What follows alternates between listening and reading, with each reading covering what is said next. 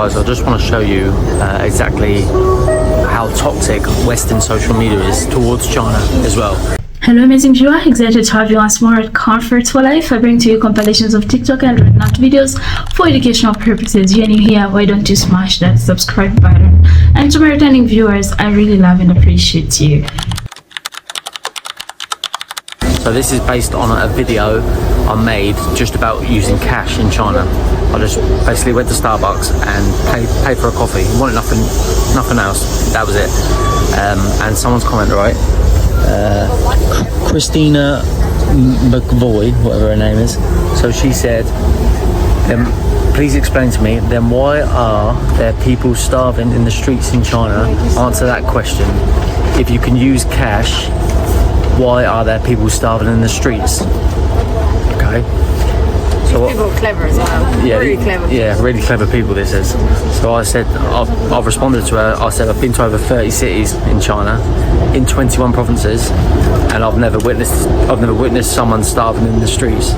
So if you could tell us what your source of information is, then we can investigate it further. But based on our own experience, that's what I'm sharing. So yeah, this is some sort of just a typical toxic comment that you get on Western social media. It's crazy. Do we hate Western propaganda that smear China? No, I'm Chinese. Actually, I don't hate them.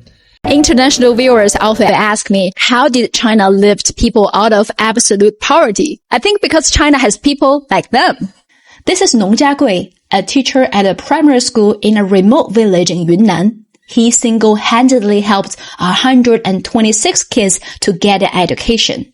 In 1986, the then 20-year-old Nong went to a village where many patients with leprosy lived. And their kids didn't have access to education in those isolated mountains. So he decided to stay, became the only teacher there, and changed those kids' fate. 最缺少的就是与外界沟通，没见过外面的什么世界。In 40 years' time, he helped 126 students graduate, and later they became doctors, teachers, and policemen. 那些学生就经常说，假如龙老师当初遇到困难的时候，只要你再犹豫一下，不再坚守，我们这一辈子就永远走不出这个大山。With his consistent efforts, the school has turned from this to this. As a deputy to China's National People's Congress, he continued to push for more policies to improve village kids' lives. This is Li Zhijuan, manager of a pig farm.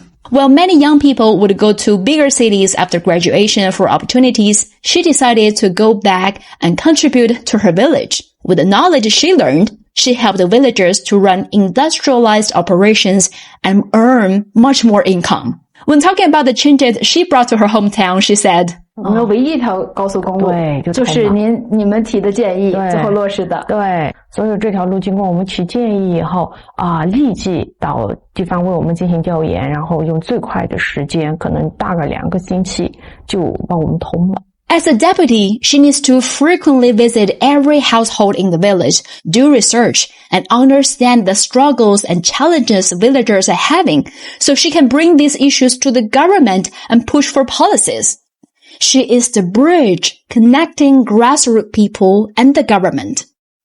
If you wonder whether their voices are truly being heard by the government, here's the data. In 2025, the Yunnan delegation made 20 proposals collectively, 10 of which have been listed as key proposals by the Standing Committee of the National People's Congress to supervise and handle. All deputies' proposals were processed and received replies. Lifting a large population out of extreme poverty seems like a mission impossible, but because of the dedication and perseverance of people like them, the material reality of Chinese people keep improving. A country's success is not determined by how many billionaires or oligarchs it has. It's determined by whether the least privileged people can live a life with dignity. So this random guy decides to DM me on Instagram and he tells me, yo, I worked in China for 5 years. I worked for a company at an international school, but I didn't have a good experience. He said, Hassan, I appreciate your content, but I feel like you're really, really reaching right now. China isn't that great. But this is what I want to say. Number one, I've been in China since 2019. Number two, I didn't dedicate 5 years to a company in China, which means me and you will never have the same experience. You gave a company all your time. I got paid for my time through my skills, right? So through basketball, through entrepreneurship, through networking, we will never have the same experience. So before y'all listen to all these people that talk about China, ask them, what did they do in China? You cannot escape this reality. If you go to another country and work for a company, you're sacrificing your time for money. I had to stop sacrificing my time for money. It's two different lifestyles. Because respectfully, Monday through Friday, he had to clock in. Monday through Friday, I was doing whatever I wanted to do. Simple. That's the trade-off he decided to make. He wanted stability. I didn't want stability. I wanted to go there, figure it out, build something on my own, and now I can make endless money. He's back at home in America working for a company. Make the trade. You decide.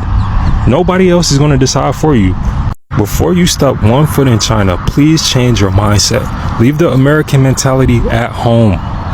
When you go to China, look to build something long term. Don't even think about short term. Don't think about short term. As someone who has lived in a foreign land for a while now, I have observed something. Like, I don't know why people who live abroad, like not in their countries, always expect that the experiences be the same. Because even when I start venting about the country, I will always see people in the comment section telling me, you don't know these people, you don't know. But if we leave our countries because of imperfection to go to other people's country, why do we want to always expect perfection in those countries? Do we forget that people living in those countries are also human like us? Like, what the point? Yeah, so anyway, when you had a bad experience in a foreign land, don't invalidate somebody else's experience, because experiences are different. It varies depending on the people you connect with, what you do. So experiences will be different.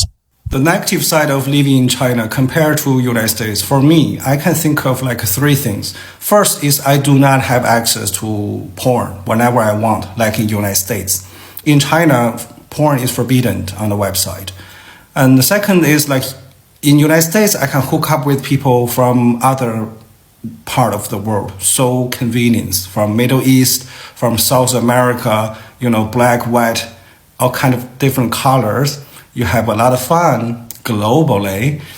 But in China, I only can hook up with Chinese mostly. And the third thing is weed. In China, we don't have weed. I have no access to weed at all. But in the United States, smoking weed from morning to night, and you don't need to work, you have a lot of money.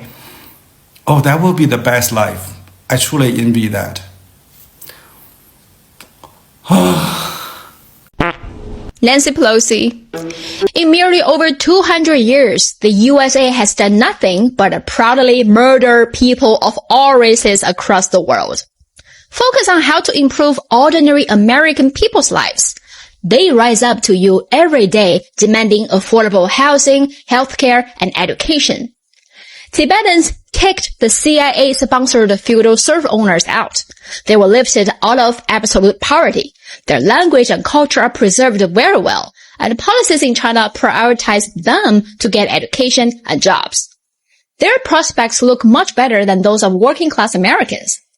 If you can even stand with Americans in pursuit of human rights, dignity, and identity, you can shut your hypocritical mouth talking about other countries. China used to be very poor and weak. Back then, they pushed the China Collapse theory, and now China Threat theory. Smearing China like genocide against the Uyghurs and Tibetans, or concentration camps, or organ harvesting smears, well, too many to list. But somehow all of that even became a kind of cover, keeping away Western, especially American firepower focused on China. Look, even now, China's GDP still hasn't surpassed the United States. That's actually fine for us. As long as all daily necessities are affordable, we don't care that much. The most interesting part is that China travel has gone viral. Many foreigners discovered that they were lied to by Western media of their whole life. Do you know how angry they are? First, the credibility of Western media and governments has taken a direct hit.